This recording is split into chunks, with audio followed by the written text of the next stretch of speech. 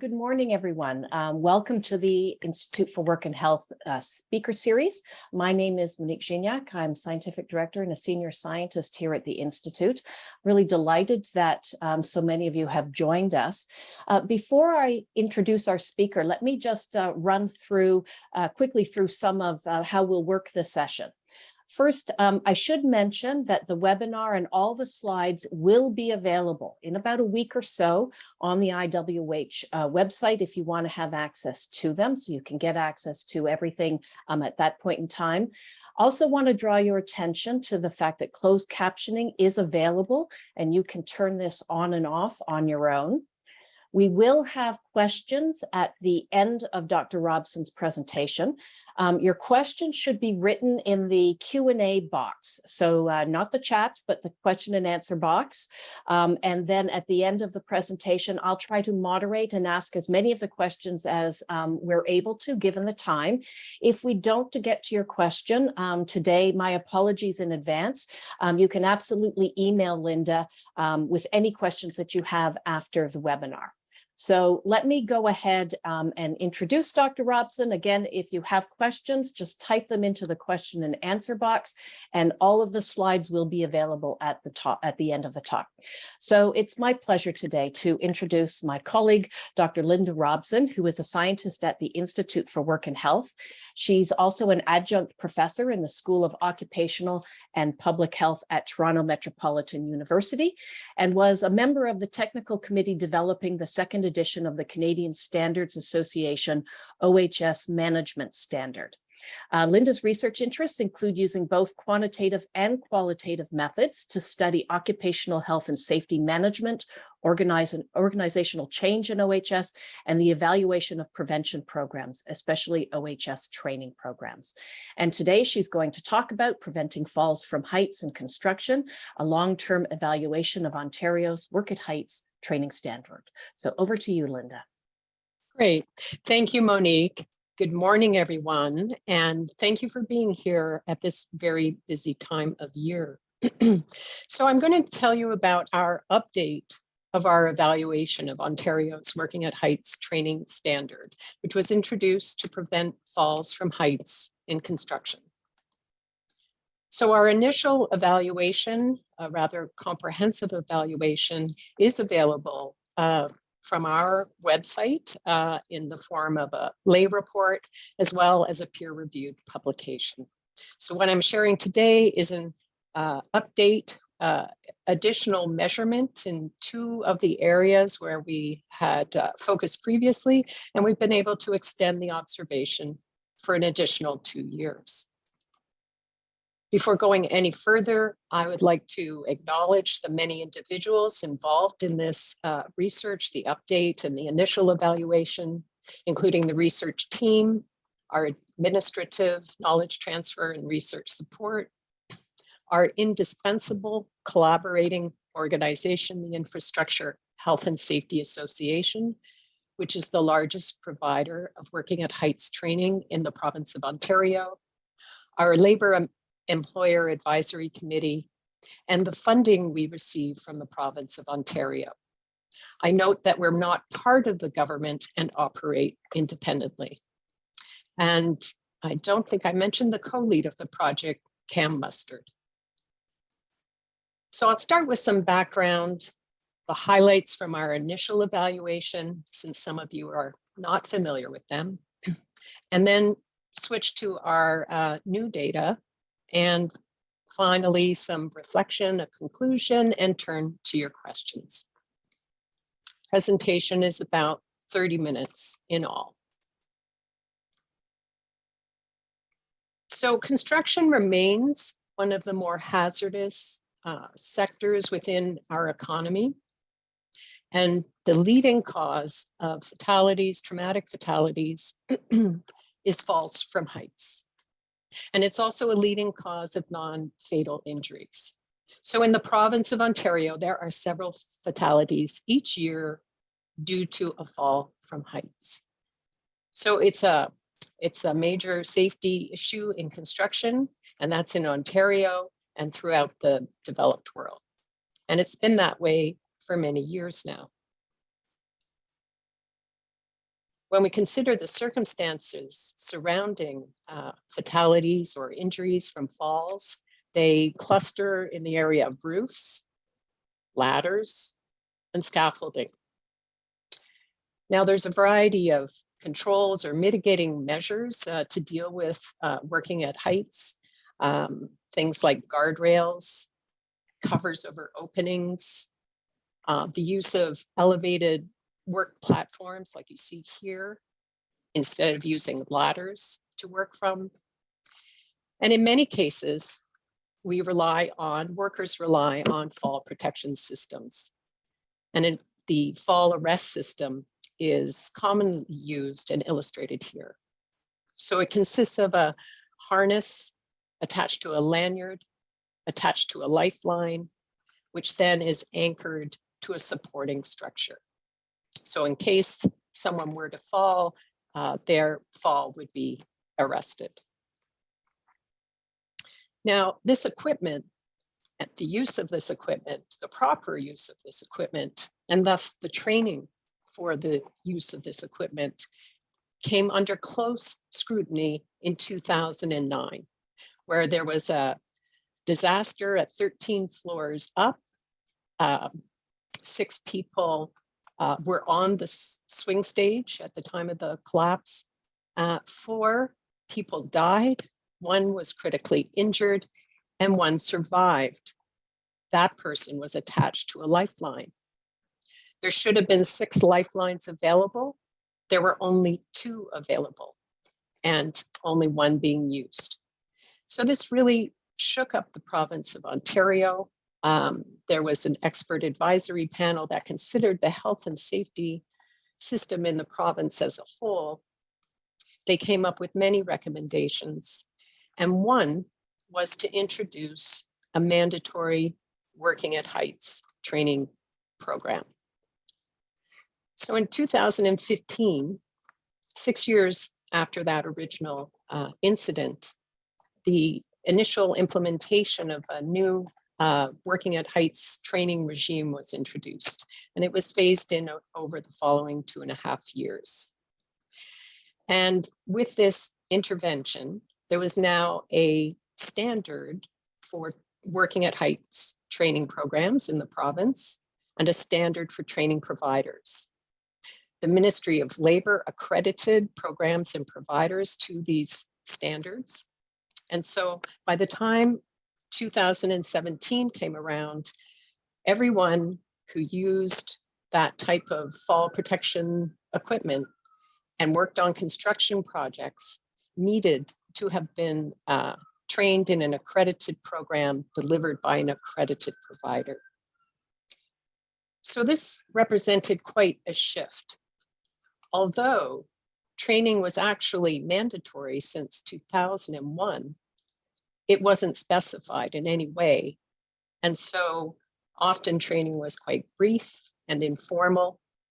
So when the standards came into play, it meant that training henceforth was needed to be a day long. It needed to meet a number of learning objectives. It needed to have a hands-on component.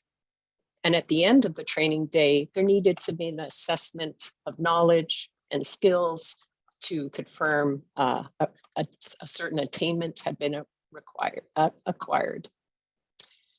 And new with this change in regulations and standards was the introduction of a refresher course every 3 years, a half-day refresher. And I'll return to this question of refresher a bit later. So let me tell you about what we learned, what we were able to establish in our initial evaluation. So this initial evaluation was comprehensive. We surveyed employers, learners going through the training, and training providers.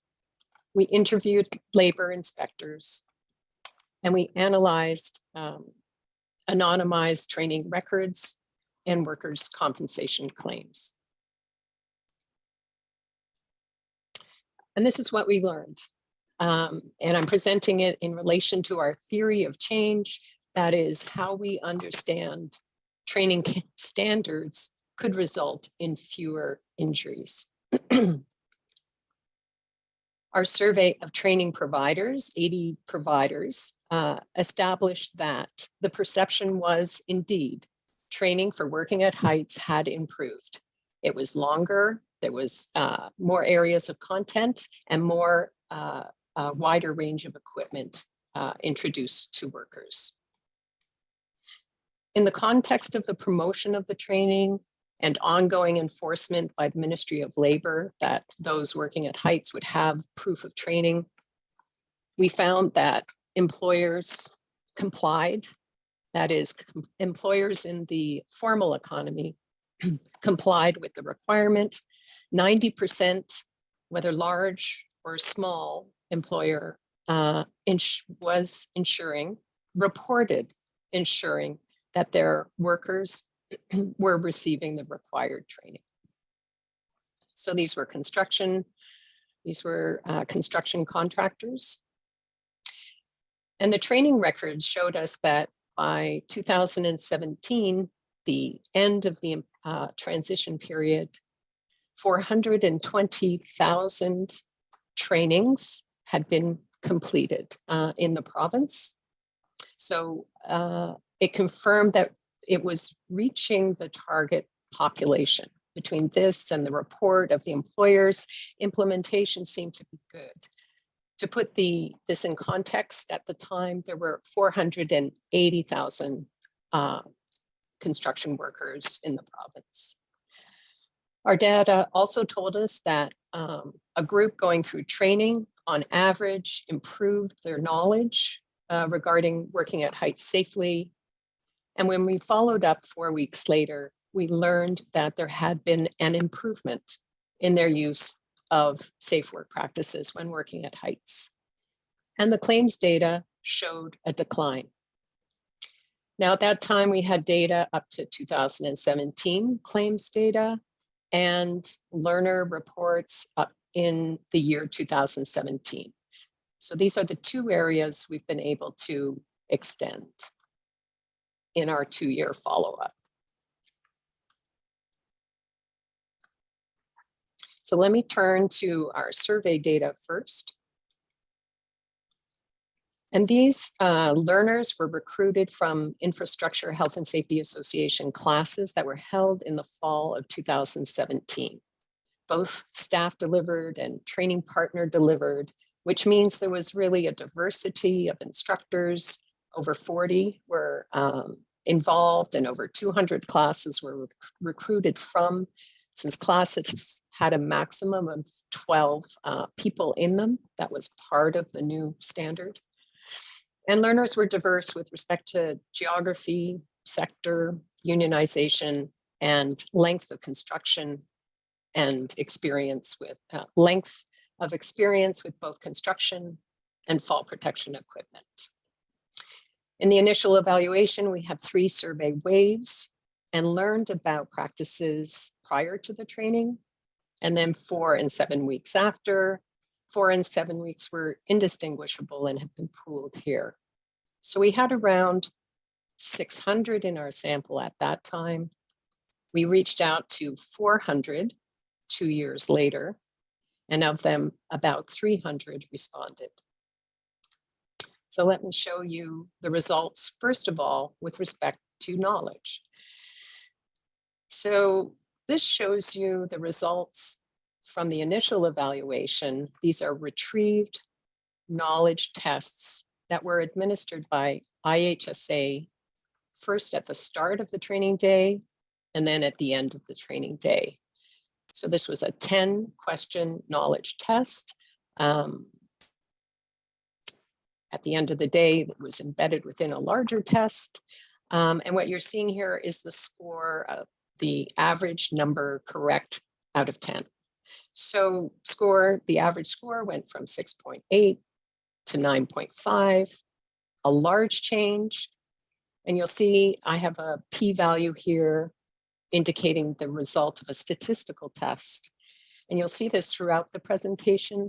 So just a reminder that values that are less than 0.05 indicate statistical significance. And when they're very small like this, it means it's highly significant statistically. In any case, so we see a large gain through training. This is normal and would be expected from any decent training program. What do we see 2 years later? We see a decline, a substantial decline.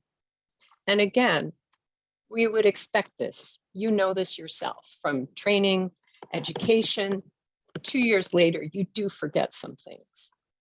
We note, however, there was the value 2 years later was not as low as the value going into the training.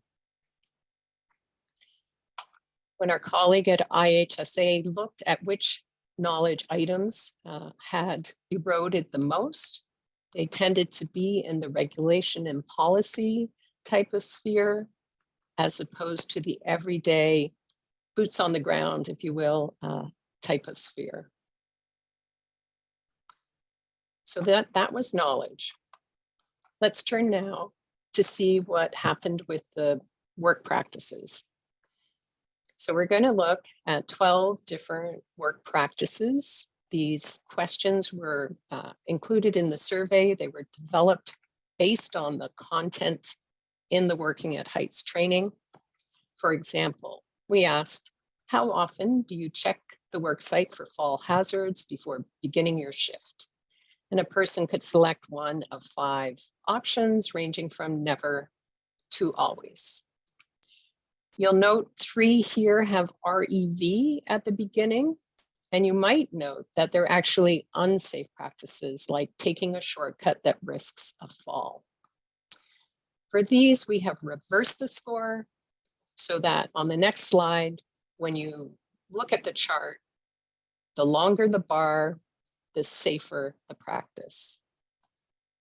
And this is what we found when we compared post-training at 4 weeks in dark blue to the pre-training report, the report on pre-training in green. So what you see is for 10 out of the 12 work practices, there was a statistically significant change indicated by this asterisk. And in many cases, it was a meaningful change. And I note in particular this question of how often do you maintain 100% tie-off, which means you never have that lanyard free of the lifeline. You have a system for ensuring that you're always 100% tied off. We see it goes from on average, sometimes to often prior to training, to somewhere between often and always. An important work practice item. Our Labor and Management Advisory Committee interpreted the lack of change in these last 2 items as being related to them being less under the discretion of control of that frontline worker. The majority of our sample were frontline workers. There were also supervisors and managers in that sample. So now let's look at what happened 2 years later. What do you think happened? You saw what happened with knowledge. Did the work practices also erode? So look at the orange bar compared to the blue bar. You'll see no asterisks here. And that's because there was no statistically significant change from that 4 weeks post-training to 2 years post-training. Different than knowledge. Seen in other training research, the maintenance of practices, but not of knowledge. And then here's the overall picture. So now let me go back to that question of refresher training. So it's every 3 years. And at the 2-year mark, we have maintenance of practices, but not of knowledge. How often should that training be? This is a challenge for every jurisdiction, not just Ontario. 20 years ago, they were grappling with this question in relation to OSHA required training in the States. And the research addressing this is very slim. Now, for our particular case of working at heights training, we can offer an additional piece of evidence for consideration. And that is the opinion of those learners that went through the training in 2017. And 2 years later, we asked them, would taking a half day of working at heights refresher training in 2020 benefit your safety?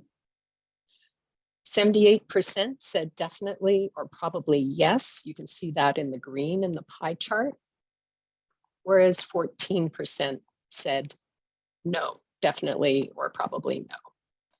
So a rather strong endorsement of taking refresher training the following year. It feels like, well, so I'll leave that with you. And I'd also like to share another result of this type where we checked with learners about their opinion. And this was for a global assessment of the impact of working at heights training. We asked, based on your experience over the past 5 years, so going back to 2014 before the intervention implementation, has the mandatory working at heights training made working at heights on construction projects safer? Here we had 90% say definitely or probably yes, a very strong endorsement, while 5% said definitely or probably no. So from the perception of the frontline worker, the working at heights training had made working on construction projects safer. So let me turn now to the claims, see what the claims data have to say. So that's our means of measuring injuries. We recognize the challenges using claims data. In Ontario, we have a single payer system, so just one insurer of workers' compensation. And the data from Ontario and other provinces is compiled by the Association of Workers' Compensation Boards of Canada. So we retrieved insurance claims for injuries resulting in time away from work from AWCBC and used as a denominator in the calculation of rates data from our National Labor Force Survey. Our focus was the construction sector. Now, what you're seeing here is a series of data points corresponding to the years 2012 to 2019. So annual lost time claim rates for targeted falls. So these are injury claims related to falls that were targeted by the training. So targeted by the training for prevention. So things like falls from roofs or ladders. So these are the types of injuries that the training was designed to prevent. And as expected, we do see a decline in this type of injury. Now, focusing on Ontario only, we lacked a comparison group in our initial evaluation. So we identified 2 categories of comparison injuries, if you will. Those consisted of all the other falls. So that included falls from heights that were not targeted by the training, like falls downstairs, and falls at the same level. You can see a gradual increase here. And the second comparator were other acute traumatic injuries.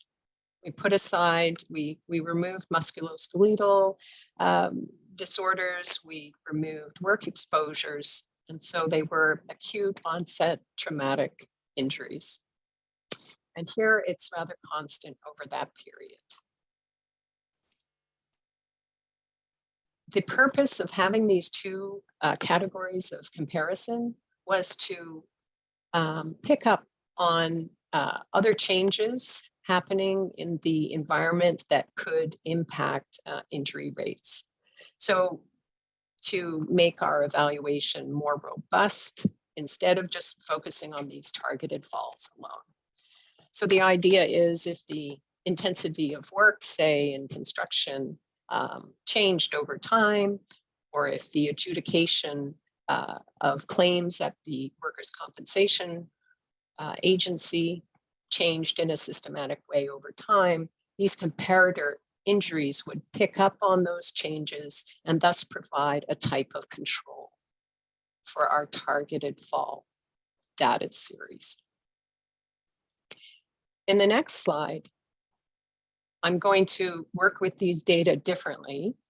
I'm going to collapse the 3 years post-intervention and collapse the 3 years pre-intervention and compare the two with respect to the lost time injury claim incidents. Removed from this, as you see, are the years 2015, 2016, and that's because it corresponds to the transition period where people were still being trained in the new training. So when I take that ratio of the post-intervention rate divided by the pre-intervention rate, I get an incidence rate ratio. And for the targeted falls, so this summarizes kind of what we saw in terms of the trends already. With respect to targeted falls, the post-intervention rate was 81% of what the pre-intervention rate was. The other way of saying it is that there was a 19% decline in injuries. At the same time, for the untargeted falls, there was a 12% increase. And for other acute injuries, it really did remain the same with a ratio of 1. These differences are highly significant statistically, the differences between these ratios. And what we've added with our update evaluation is a comparison with the other provinces, the other 9 provinces in Canada. So what you see here is less of a contrast between the targeted fall group and the 2 comparator injury categories. And importantly, a big difference between the incidence rate ratio for targeted falls.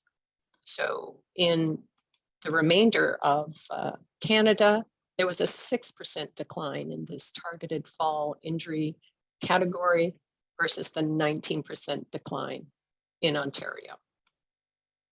So it suggests there was something special going on in Ontario with respect to targeted falls, this category of falls like falls from roofs and ladders, which were being targeted by the training standards. It's consistent with the training standards introduced in Ontario being effective. Yes, we see some change in other provinces, but of course, falls from heights are a ongoing effort in all provinces, preventing such injuries. What's notable is the difference in between 0.81 and 0.94. So to recap, we saw with our survey of learners, some erosion of the working at height knowledge gained through training while practices were maintained. And with respect to the workers' compensation claims analysis, we saw a 19% decline in lost time injury rate for targeted falls, that is falls targeted, the types of falls targeted by the training. And in contrast, the corresponding decline in the other Canadian provinces over the same time period was 6%. So this follow-up study strengthens the initial evaluation methods by adding 2 years of observation to both the learners and the compensation claims data. And as well, it's strengthened by comparing Ontario with other provinces. The follow-up study provides further evidence of the Working at Heights training standard being effective in reducing fall from height injuries. That said, we continue to explore other potential contributing factors. It does seem that there has been something different in Ontario with respect to this category of injuries. And the evidence is consistent with the training standards, making that difference. But we need to consider other factors. Our interviews with the labor inspectors suggest that enforcement did not change over that period. Although the type of training changed, they had been enforcing, a requirement for proof of training for some time. We don't think it's in the coding of the claims. We don't see sort of, an increase in unspecified falls popping up in the post-intervention period. But I do have a question, and I will be talking to others about this. I do have a question about what effect the prosecution of the project manager in that 2009 incident may have brought about. That person was actually charged with criminal offenses and convicted. So perhaps that enhanced the commitment of supervisors and managers to preventing falls. So we established a 19% decline in the targeted injury incidents. And from some perspectives, that's modest. But we would like to put that in the context of other training research to say 19% is about what we would expect. And so really the province, I think, has achieved about all it can achieve through Working at Heights training alone. Not that that's the only thing the province has been doing. We estimate about 320 fewer lost time fall from height injuries occurred in 2017 to 19, corresponding to this 19% decline. In the coming year, we will have a look at fatalities to see whether a statistically robust finding can be shared. All in all, we do think, as I said, I feel the approach through training has been pretty well maxed out. And so we do encourage encourage those ongoing efforts to preventing fall from height incidents in the province.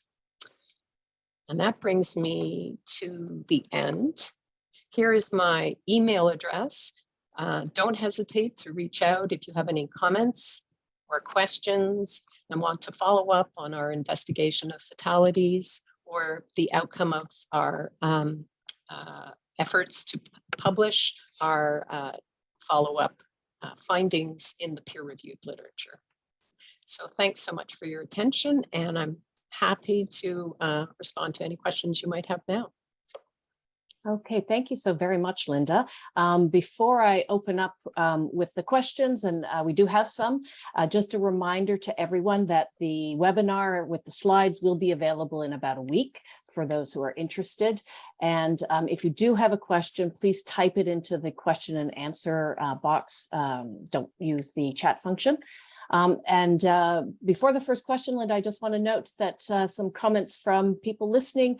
Thank you so much. This is really useful and helpful information. So thanks to you for that. The first question I have is from someone is, did you have training data or did you have the data for training provided by PPE equipment manufacturers versus others, such as consultants, internal organizational programs? So in other words, the person, to clarify, were PPE equipment manufacturers part of the IHSA affiliated classes? Um, hmm. If they were, I don't think so. So I should say IHSA, the classes we recruited from, as I said, were classes delivered both by staff and training partners.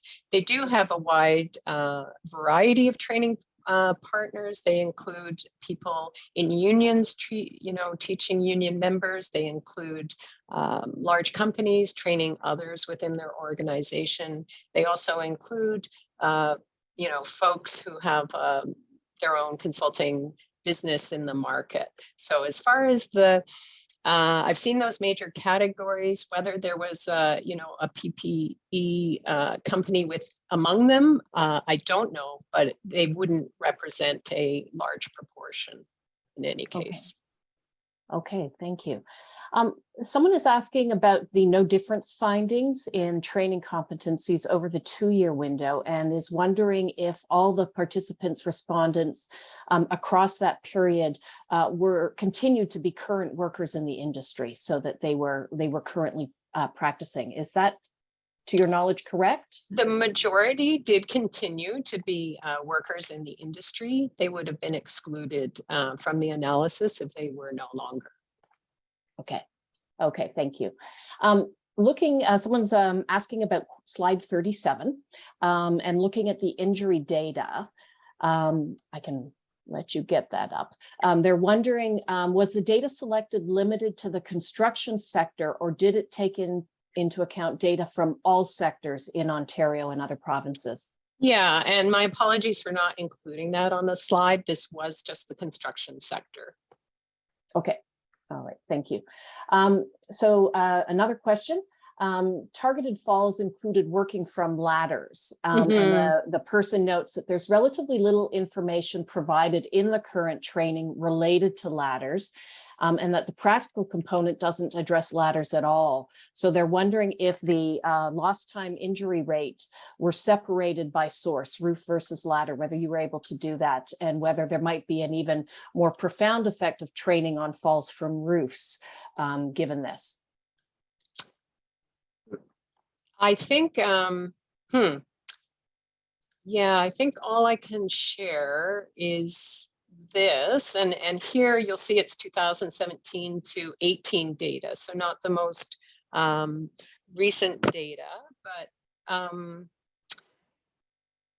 we did, and it does highlight, I guess, the large proportion of lost time injuries. So these are lost time claim injuries sorted into this targeted fall from heights and untargeted fall from heights categories. And you can see how ladder related incidents really dominate.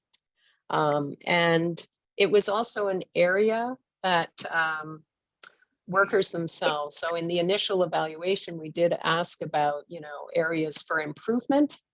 And it was an area that workers themselves identified. And so just to say that is some of the information that has gone into the 5-year review that the Ministry of Labor is undertaking. Now, sorry, there was a question about whether the roof related, whether it could be even more profound, the effect on just roofs.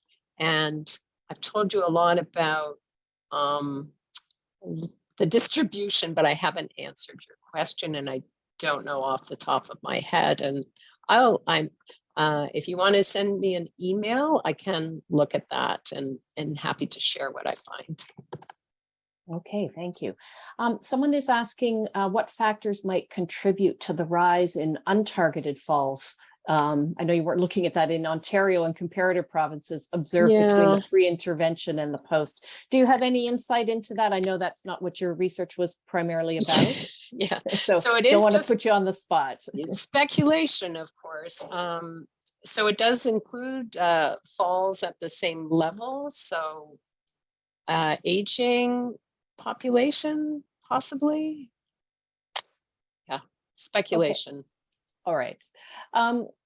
Did you gather any data, or do you have plans to gather any data that might assess the type or the quality of the training to kind of mine down more into what works and what might have worked less well? Yeah, so there are some findings with regards to that in our initial evaluation report, if the one that's available from our website, where we asked the learners. I think it was their recommendation with respect to the way it was delivered. Overall, they wanted more hands-on experience. There was some, but they would like even more. And then in terms of content, we also asked, and I do know ladders was one of the themes, but you can find more in that report. Okay, So, thank you. but as far as us auditing and assessing, no, that was not part of our scope of work. Okay, thank you. You talked about safety practices in your graph, and someone is wondering, was this sort of a yes, no, or do you have sort of something about the frequency of fall protection use that was going on outside of training, and how that might have perhaps influenced the results? Yeah, so so they they were given a choice of 5 responses to how often they were doing something. You can see it along the bottom of this slide. It went from never to always. So not just yes, no. And were you able to look at some of that were the sometimes people the same as the always people? Or are the numbers just getting too small to take a look at some of that? In the sense of who changed? Yes. Or not recently. Sorry. Okay. All right. The training standards in Ontario, do you know if they're different compared to the rest of the province? Now, I believe it's Newfoundland. They did introduce their own working at heights training at a time prior to Ontario. I believe it's being considered as an equivalency to Ontario, but I believe those are the 2 provinces that have this sort of more rigorous, if you will, working at heights training requirement. But we have not done a systematic survey of the provinces. Okay. Do you have plans to look at manufacturing in the future, or are a component of the sample manufacturing? I think it's just construction. Yeah, we could. We do have some findings again in that initial evaluation with respect to other sectors. There did seem to be an impact on other sectors, which at first gave us some concern. It was not what we predicted. But then as we learned, there are construction activities that, for example, happen in manufacturing as well. This standard being introduced in the province for construction projects ended up being a gold standard for working at height training more generally. So you can find some specific results in that initial evaluation report. And the interpretation is a spillover from the, I guess, initial target of construction projects. We even talked to some manufacturers to validate our interpretation. We don't have, at this present time, we don't have that intention to carry forward with that work. Okay. With the learnings that you have, someone's interested in what you've shared with the ministry, and if you have any insights about where they're going next with this kind of training being perhaps provided to or required for other industries. Yeah, we have briefed the ministry on our findings so that they could incorporate our findings into their review of the Working at Heights training standards. I don't have any insight into what's up ahead in terms of modifications of the standards. They have if I said, they had a requirement to review the standards after 5 years of them being in the field. So I don't think that's been released yet, the results of that review. Okay, thank you. And I know the focus was on injury data. Did you look at fatality data? Yeah, I am putting together, I confess, and as I hope some other scientists have experienced, you put together a presentation and, look at the forest instead of the trees and say, oh, what about fatalities? So I'll just say I had data for fatalities from 2012 up to 2018. So let me just, get to, let's say, this slide. So I don't have data for 2019. So I was comparing, if you will, these 2 years post-intervention to 3 years pre-intervention. The fatalities seem to be tracking in the same way as lost time injury claim rates. That is, I saw a 20% decline, but I would, the numbers each year in this targeted fall group ranged from 5 to 9. I'd like to get an additional year and also look at it with statistical tests, appropriate statistical tests before I'm before I'm willing to put anything down on a slide. So again, reach out and I'm happy to share with you the results when they're ready in the coming year. Okay, and a couple of other questions that are kind of, I think, going beyond your study, but you may know of other research that's out there. So I'll ask them, and you can let us know if you have heard of other studies looking at this. So the first is that it was mentioned that in terms of both traumatic fatalities and non-fatal injuries, falls from heights were the #1 cause. Do you know of research, or do you have any data that would suggest that the length of the workday, long work days, may be a contributor to injuries? Yeah, so what I would, I should have just gone out of the presentation instead of going all the way back. Yeah, so to clarify, I guess I said that falls from heights was the #1 cause of fatalities. For non-fatal injuries, it's a leading cause, but not the #1 cause. But for some of that, so you see this reference here, cpwr.com. They are a research organization in the United States focusing on the construction sector. They have a construction chart book where they have drilled down in the data on those various aspects. And so you can find information about that there. They've looked at different factors like that. And the Ministry of Labor carried out an analysis which was available on the internet. I don't know if that site is still active, but again, if you were to send an email to you, to me, I'm happy to share the results of that. They had 90 fatalities, fall from height fatalities, not just construction, and they looked at various aspects such as time of day and month and height. And one aspect I find quite interesting. You didn't ask this question, but I think it's important to note both the ministry, the Ontario Ministry's analysis, both CPR looking at, injuries and fatalities in the United States as a whole, find that the majority of injuries are happening 1 and 2 stories and 3 stories off the ground, right? It's not actually the high condo and the 13 floors up incident that I shared with you.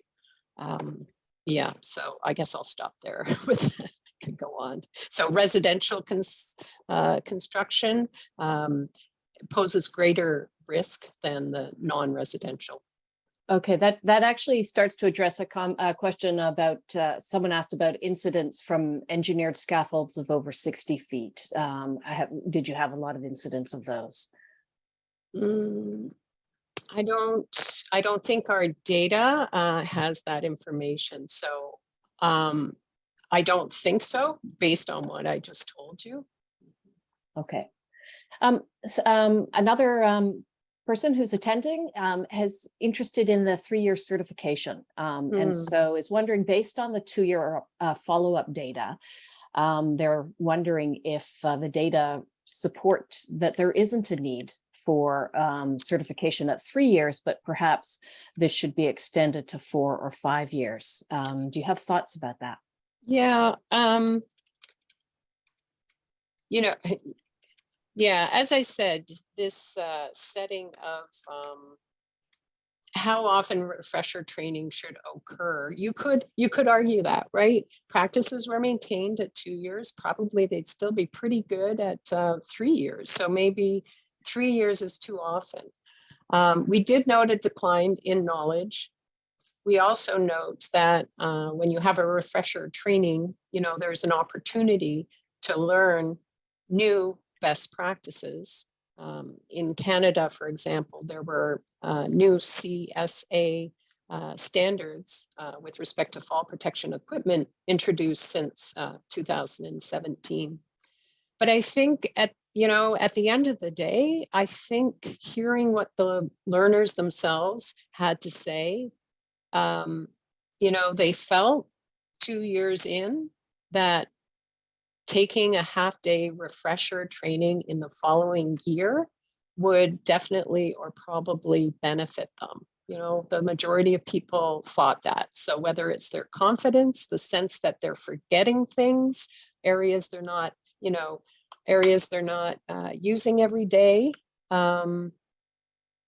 which if not exposed to, they would say not applicable in our practice measure and not be included. So I think overall, including this survey response, I think it's an argument that, refresher training is justified.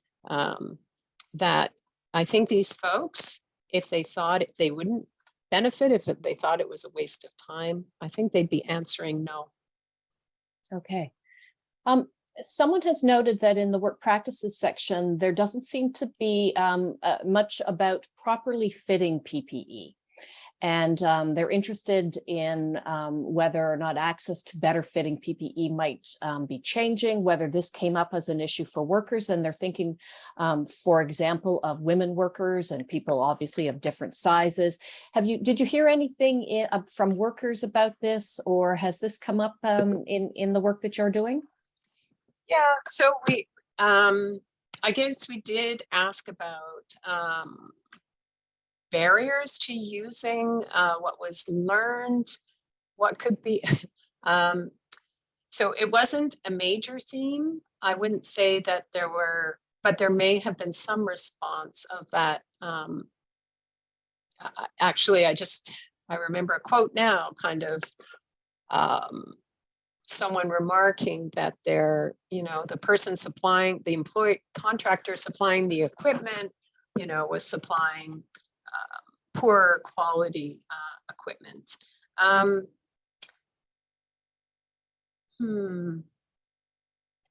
yeah, actually, so I know. Sorry, go ahead.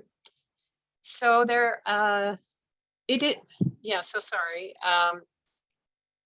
I think equipment, the equipment available was a significant theme in what workers had to say in our initial evaluation. So you could find something about that in our lay report available from our website. We did ask about barriers at this point at the 2-year mark, but we didn't find a strong theme in any area, which isn't to say there may have been a couple of responses of that nature. Okay, because that was a good segue into a question that we have about the quality of equipment, and wondering if you had data from people who participated in the study that suggested that perhaps employers are providing better equipment options, buying alternatives to step ladders and so on. Yeah. So one of the impacts we noticed we did ask employers about the impact of, I might have a slide about it even. Keep it in. Didn't make the cut. Oh, we did. Oh, here it is. In the initial evaluation, we did ask about, let me see, full screen, the employers about the impact of training. And as you can see, 40% reported purchasing new equipment, mostly of the fall protection type, but also guardrails and other things. Okay. Yeah. Thank you. Yes, and lots of interest in, by the way, so a number of comments have been coming in about the different standards in different provinces. And so thanking you for the information and providing, insights about, for example, Alberta's training and Newfoundland's training. Also, lots of interest in the refresher training. What is the best time, and comments that, 3 years might be the best for the certification, but, some individuals commenting that every year there should perhaps be something within an organization where people go over some of the information again. So just wanted to let you know. Yeah, I know we're getting to the end of our time. So perhaps I'll end with this question, which is a more generic question. What do you think is the most valuable learning or take-home lesson from your study? And I apologize before you answer to those who have questions outstanding. Please, if we didn't get to your question, do email Lynda, because I know she would love to hear from you. But perhaps we'll end, Lynda, with this. What do you think is the most valuable learning or take-home lesson from your study? An easy one, right, to finish with. I'm so sorry. I'd have to think about that. Okay, but all right, maybe then I do have time for one other question. Okay, do you know if many of the trained workers that's when they were doing the certification had some kind of previous training in fall protection? Some did. Okay, so you did ask about that. Mm-hmm. Okay. So so some of them did. All right. Well, again, I think we're going to have to end the presentation, but I want to really thank you, Lynda. This has been really giving great information, such a well-conducted, thoughtful piece of research, ongoing pieces of research, forming a program here, looking at the training prevention of falls program. I want to thank all of you who attended today and invite you to join us in the future for additional open speaker series. We hope on behalf of the Institute that you have a very happy and safe holiday season. And our next presentation will be on January 17th, and it will be from Dr. Arif Jetta and Dr. Faraz Vahid Shahidi, and they'll be talking about racial and ethnic inequities in the return to work of workers following an injury or illness. And this is findings from a systematic review. So thank you again, everyone, for joining us today. Thanks for being here. And thank you, Monique. Thank you, Lynda.